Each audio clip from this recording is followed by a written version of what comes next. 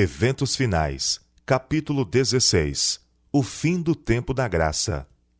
Ninguém sabe quando terminará o tempo da graça.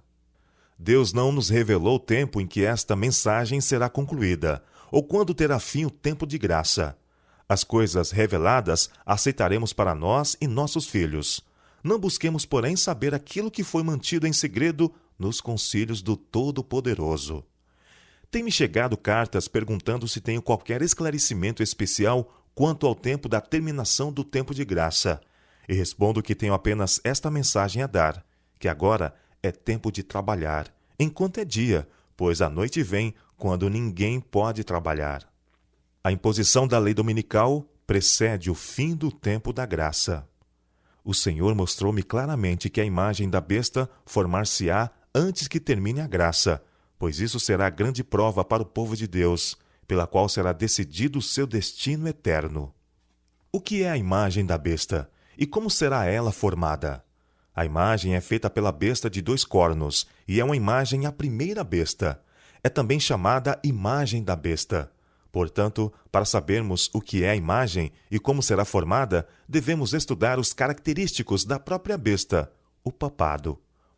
Quando se corrompeu a primitiva igreja, afastando-se da simplicidade do evangelho e aceitando ritos e costumes pagãos, perdeu o espírito e o poder de Deus.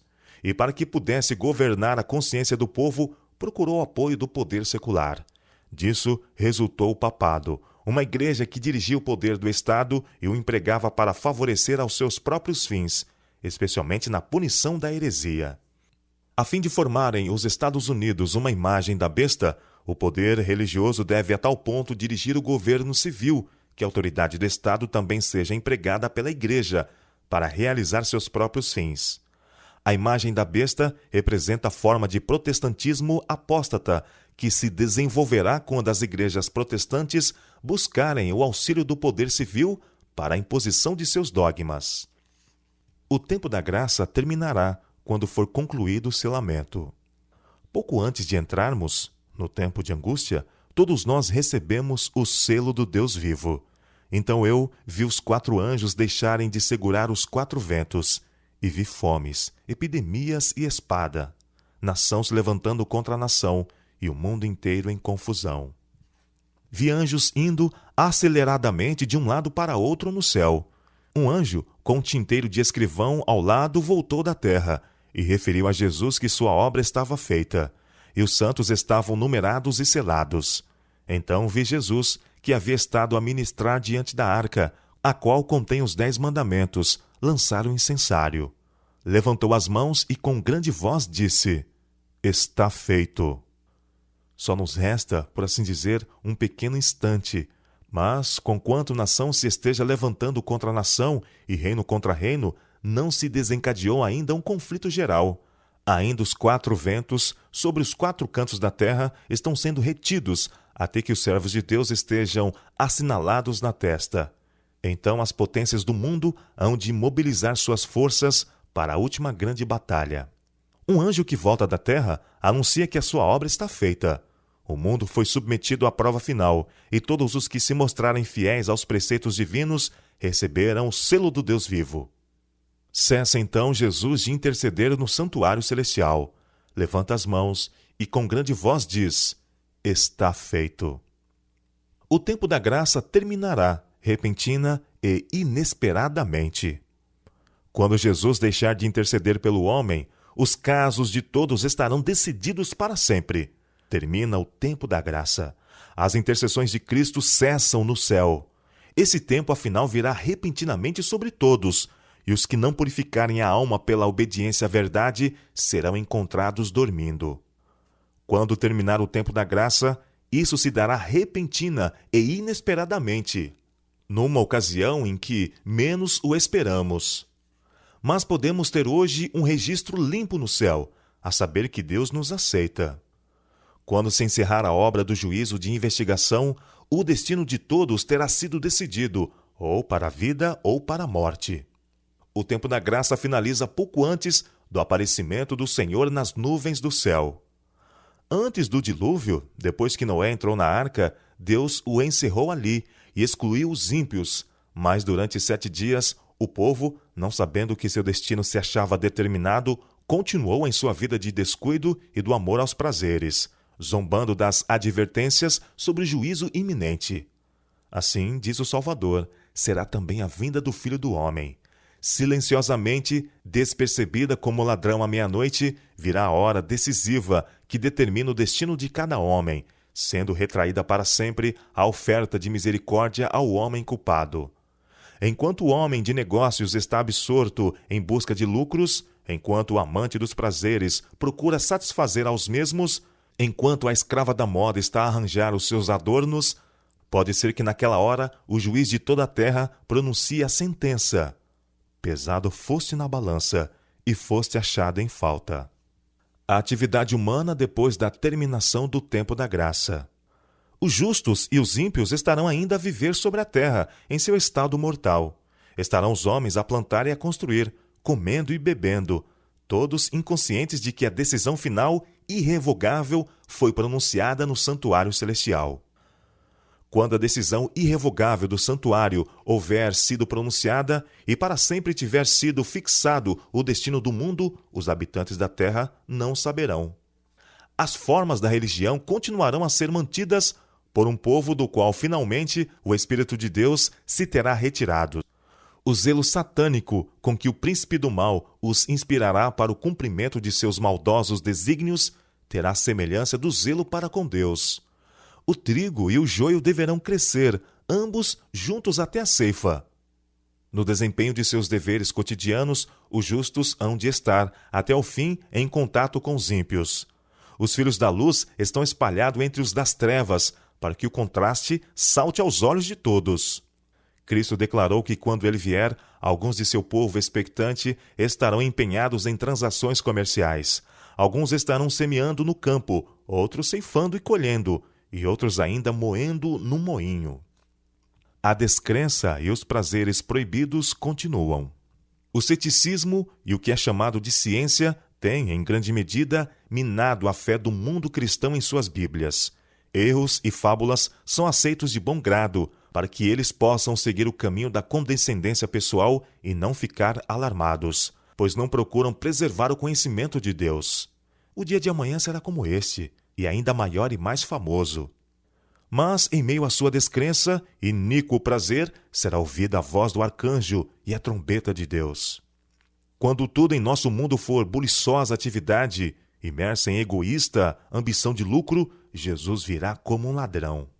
Quando professa o povo de Deus se tiver unido com o mundo, vivendo como vivem os do mundo, e com eles gozando de prazeres proibidos, quando o luxo do mundo se tornar luxo da igreja, quando os sinos para casamentos estiverem a tocar e todos olharem para o futuro esperando muitos anos de prosperidade temporal, subitamente, então, como dos céus fulgura o relâmpago, virá o fim de suas resplendentes visões e esperanças ilusórias. Os homens estarão inteiramente absortos nos negócios. Quando Ló advertiu os membros de sua família da destruição de Sodoma, eles não quiseram atender às suas palavras, mas o consideraram um entusiasta fanático. A destruição que ocorreu encontrou os desprevenidos. Assim será quando Cristo vier. Agricultores, negociantes, advogados, comerciantes estarão inteiramente absortos nos negócios, e o dia do Senhor virá sobre eles como um laço. Quando pastores, agricultores, negociantes, advogados, grandes e pretensos bons homens exclamarem: paz e segurança, sobrevirá repentina destruição. Lucas relata as palavras de Cristo, de que o dia de Deus vem como um laço. A figura de um animal andando na selva em busca da presa, e eis que de repente ele é apanhado na disfarçada armadilha do caçador. Quando os homens estão despreocupados, elevados nas diversões, absortos em comprar e vender, o ladrão se aproxima com passos furtivos. Assim será na vinda do Filho do Homem. Líderes religiosos estarão cheios de otimismo. Quando os raciocínios da filosofia houverem banido o temor dos juízos de Deus, quando ensinadores religiosos estiverem a apontar no futuro para longas eras de paz e prosperidade, e o mundo estiver absorto em sua rotina de negócios e prazeres, plantando e construindo, banqueteando-se e divertindo-se, rejeitando as advertências de Deus e zombando de seus mensageiros, então é que súbita destruição lhes sobrevirá, e não escaparão. Venha quando vier, o dia do Senhor virá de improviso aos ímpios, correndo a vida sua rotina invariável, encontrando-se os homens absortos nos prazeres, negócios, comércio e ambição de ganho, estando os dirigentes do mundo religioso a engrandecer o progresso e ilustração do mundo, e achando-se o povo embalado em uma falsa segurança, então, como o ladrão à meia-noite rouba na casa que não é guardada, sobrevirá repentina destruição aos descuidados e ímpios, e de nenhum modo escaparão. Satanás deduz que terminou o tempo da graça. No tempo de angústia, Satanás instiga os ímpios e eles cercam o povo de Deus para destruí-los. Mas ele não sabe que foi escrito perdão ao lado de seus nomes nos livros do céu. Assim como Satanás influenciou Esaú a marchar contra Jacó, instigará os ímpios a destruírem o povo de Deus no tempo de angústia. Ele vê que santos anjos os estão guardando e deduz que seus pecados foram perdoados. Mas não sabe que seus casos foram decididos no santuário celestial. Fome da palavra. Os que não apreciam, estudam e prezam ternamente a palavra de Deus, proferida por seus servos, terão por que lamentar-se amargamente no futuro. Vi que o Senhor, em juízo, andará no fim do tempo pela terra. As terríveis pragas começarão a cair. Então, os que desprezaram a palavra de Deus, os que a tiveram em pouca conta, andarão de mar a mar, e do norte até o ocidente, correrão por toda parte, procurando a palavra do Senhor, e não a acharão. Há na terra uma fome de ouvir a palavra.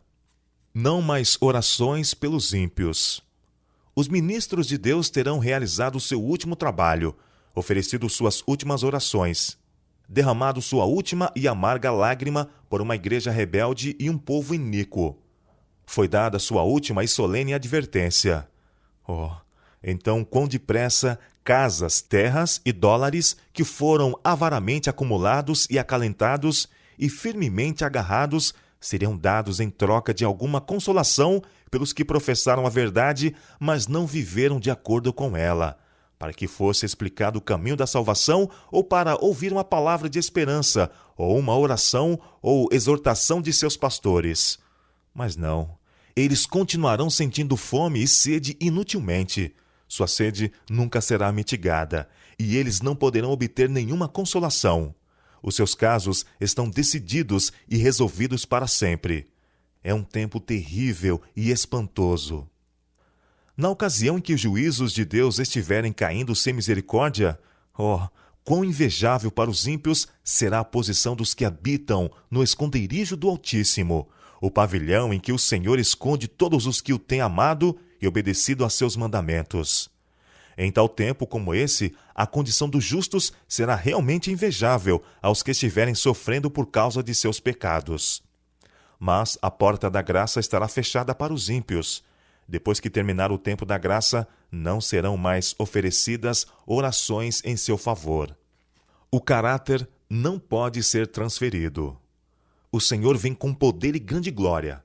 Será então o seu trabalho fazer completa separação entre o justo e o ímpio. Mas o óleo não pode ser transferido para o vaso dos que não têm. Então se cumprirão as palavras de Cristo.